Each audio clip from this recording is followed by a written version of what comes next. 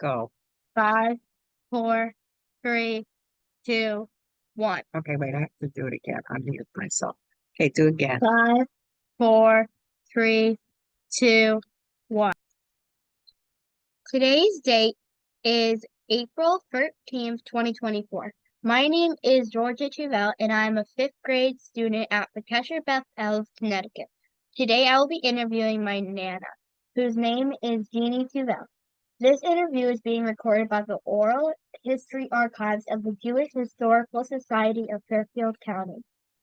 Good afternoon, Nana. Okay, so let's start with your full name. Okay, my full name is Jeannie Frances Tuvell. Do you have a Hebrew name? Yes, my Hebrew name is Hannah. Do you know who you were named after? Yes, I was named after my father's sister, Jenny, who lived in Chicago. When and where were you born? I was born in 1949. I'll be 75, and I was born in Paris, France. Wait. Where did you grow up and who lived with you growing up? I grew up from the time I was born to 4 years old in Paris, and then we immigrated to the United States when I was 4, and then I lived in Queens, New York. So in class, I've been learning about the immigration of Jews to the U.S. and other places. Do you know where your parents, our family, immigrated from? Yes, well, my mother was originally from Germany, and my father was originally born in Poland. Before they immigrated to the U.S., did they talk about what their life was like before they left? Yes, before they left, my father, your great-grandfather, lived in Poland, and he was a farmer. And his life was very, very poor. They pretty much lived off the land. My mother, who's your great-grandmother, lived in Germany, and she was very wealthy. Her father had a jewelry store, and life was very good until the late 30s when Adolf Hitler came into power, and then life became very, very hard for both my mother and father. So do you have any stories about their Jewish life there? Well, it's a long story, but I can tell you how they moved forward. When Adolf Hitler came into power in Germany, my mother was married to her first husband and she lived in Poland. And then when Adolf Hitler took over Poland, she had to escape to Russia. And she lived in Russia for 7 years. She worked in the labor camps. My father was first in Poland. He was one of 12 brothers and sisters, and all of them but Jenny died during the war. And my father was in the Polish army, and then he also ended up in Russia as well. So the stories are hard stories, Georgia. They really are. So do you know anything about your parents or other relatives' immigration in the U.S. or elsewhere, or just your parents? Well, it's interesting because my mother was one of 4 sisters. One of them, Hilda, escaped with her from Poland to Russia, but unfortunately, she didn't make it. She was shot. But her other sisters, one ended up emigrating to Barranquilla, Colombia, because they allowed Jews to come in. And the other sister went to Cape Town, South Africa, because they allowed Jews to emigrate there during the war as well. And they both survived. So this is great background. Thank you. Did you do your parents or anyone in your family experience were they affected by the Holocaust or programs, and how so? Well, I was starting to tell you, yes, my parents were very fortunate. They both survived the Holocaust. Otherwise, I wouldn't be here, okay? And they survived by just the grace of God, really. My mother ended up in a labor camp, as I said, in Russia, and she helped to build the railroads in Siberia. But I mentioned to you that she knew how to play the piano. So one of the soldiers asked if she could come out and teach his son, how to play the piano. and that saved her life. She was able to teach him. My father was not so lucky, but he did survive the war. And actually, they both met in Poland after the war, when the war was over. So, okay. Yeah. Do do you know anything about your parents' immigration in the U.S. and who came over with Sure. Well, actually, I have these little two documents over here, and in 1953 or 54, myself, my who was four, my sister who was one, and my mother and father got on a ship called the Liberty in Paris, France, and I don't know if it took 3 or 4 weeks. I mean, I was 4 years old, so I don't remember.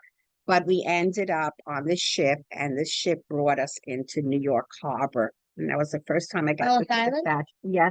Well, no, Ellis Island was actually closed by that time, believe it or not. They had closed it. We just came through the harbor, a very hot day in August. But I remember seeing the Statue of Liberty for the first time. Did you like it? I liked it, and my mother was crying when she saw the Statue of Liberty. Probably because she knew she was free. So, can you tell us a little about this visa that you brought? Yes, I have a couple of things here. This is the visa that has a picture of my mother and my sister that allowed her to emigrate from France because they went from Poland to France and then from France to the United States. This picture is a picture of it was really a lot of men and women, my mother and father here, because my mother worked in the nursery after the war. My father was a guard. And all these little children, these were children that were orphans after the war because their parents had perished during the Holocaust.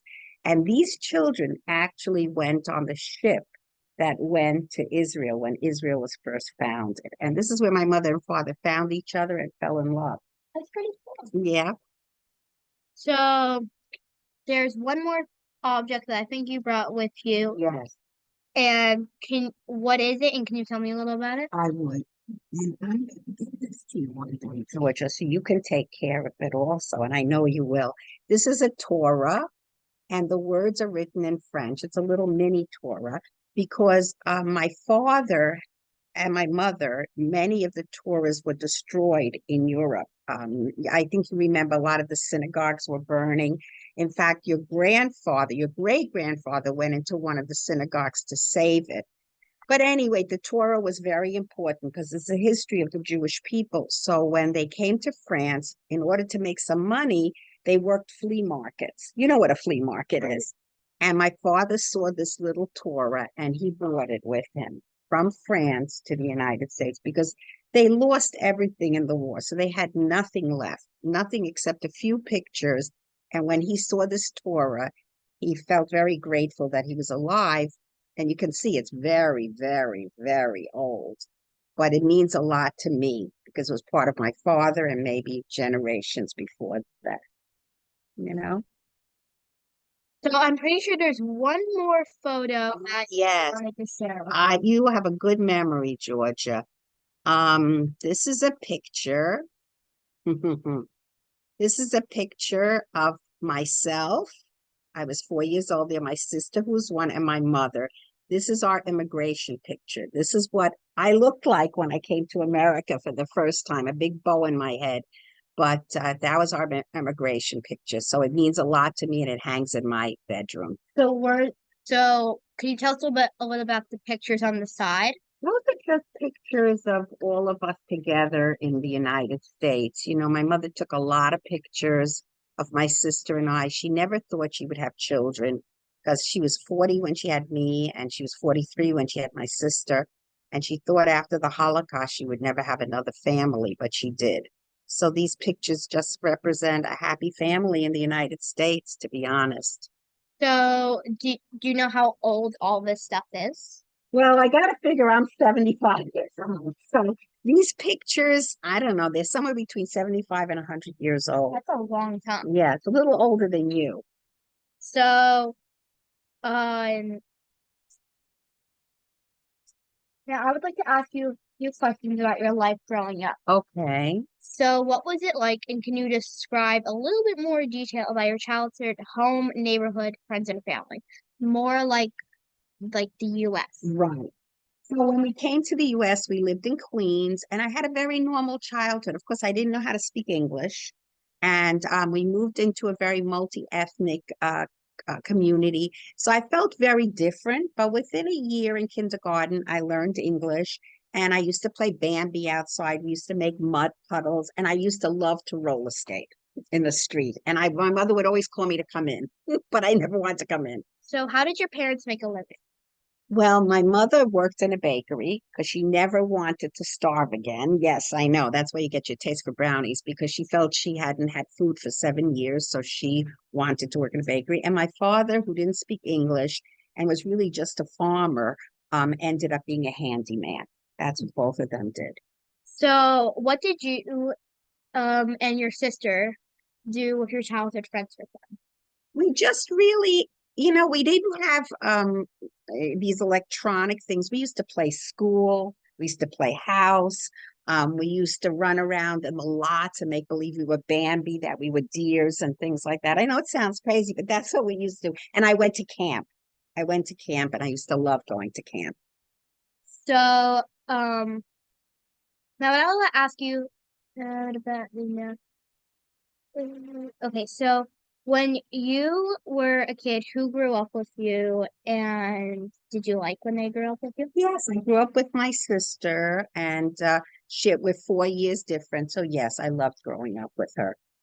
So, who was your favorite teacher and your favorite subject in school? My favorite teacher was my second grade teacher, was Mrs. Fruchter, because she just understood me. She knew that I was a little Jewish girl, a little white Jewish girl in a very multi-ethnic group, and she just took very good care of me. And my favorite subject was history because I listened to my parents' stories, and I was always very curious about what their life was like and what life was like before. So history was very important to me. Now, I do have an extra question from this. When you were a kid, did you speak English and French with your parents? We actually spoke English, French, and German because my mother spoke German. So German was the language we spoke at home. But my mother, as I told you, and my father spoke 5 languages, depending upon which country they were in during the war. They spoke German, Polish, Russian, French, and then they both had to learn English. That's a lot of languages It in is. like the span of like 8 years. Yeah, it was a lot. So, did you ever go to synagogue? Yes, we went to synagogue, not just for the Jewish holidays, but you can imagine being Jewish was very important to my mother and father. Now, I can't tell the mayonnaise story about Yom Kippur. No, I'm not telling that one. But yes, it was very important. It was also a time when I saw my father very calm and very happy because he knew religion, he knew Judaism. He was Hasidic. So he really loved being there. And when I saw him happy like that, I was happy. And I used to play with his tallis when I was little too. So, what was it like going to synagogue right after the war? Well, I went to synagogue many, many years after the war, but it just meant a lot to me that my parents could still pray, that they were still free. And I just felt that my parents were very special, that God saved them to do something special. It's probably to have us, right? For the history to go on. So, when you were a teenager, did you have a bat mitzvah? You know, I did not. In those days, the girls didn't have bat mitzvahs like you do now. So we didn't have that. But I think you know that when I went back to Israel 4 years ago, they allowed us to have our bat mitzvah. And it was really special. It was in Jerusalem. We had to know a few prayers, and all the people on the tour got to be bat mitzvah who were never bat mitzvah. So I have a certificate that says, now, of course, I'm going to look forward to yours. I'm not supposed to cry. Finish the interview. So now I would like you to pick a Jewish holiday and describe how you and your family celebrated it when you were a child. We celebrated all the holidays, but my favorite one was Passover. Passover? Yes, Passover because there were special foods and there was a story about Moses and the opening of the river and the saving of the Jews. So I just loved Passover because it was like a story. And my father spoke Hebrew beautifully. So it was kind of interesting to hear it from him. Of course, my mother kept kicking him under the table to finish the Seder so we could eat, you know? So, did you ever meet your grandma or grandpa? No, unfortunately, because of the Holocaust, my grandfather, my great grandfather, as I think I told you, went into one of the synagogues to save one of the tourists in Germany, and he was put in a concentration camp and he died. My grandmother also passed away early on, and my father's parents, they were just all, you know, Yeah. they died in the Holocaust, all of them. So, when you were a young adult, what did you do for a living? I became a teacher. I always wanted to teach. I always loved children. And I became a teacher, and it was a great profession for me. And then when my children were little, I started my own business, as you know. What subject did you teach when you were a kid? I was a fourth grade teacher, and your grandpa was an art teacher. What was your favorite subject to teach? History. Um, so do you have any advice for like future generations like me? I do. The first thing is, I'm very honored to have had this interview with you, and it's very special for me to share this story with you, Georgia. But my advice is to always remember, no matter what happens in life, that you're Jewish. Be proud that you're Jewish. And I pray that you continue the culture and the love of Judaism in you, in your home, in your family, and just have a happy life and do what you want to do in life.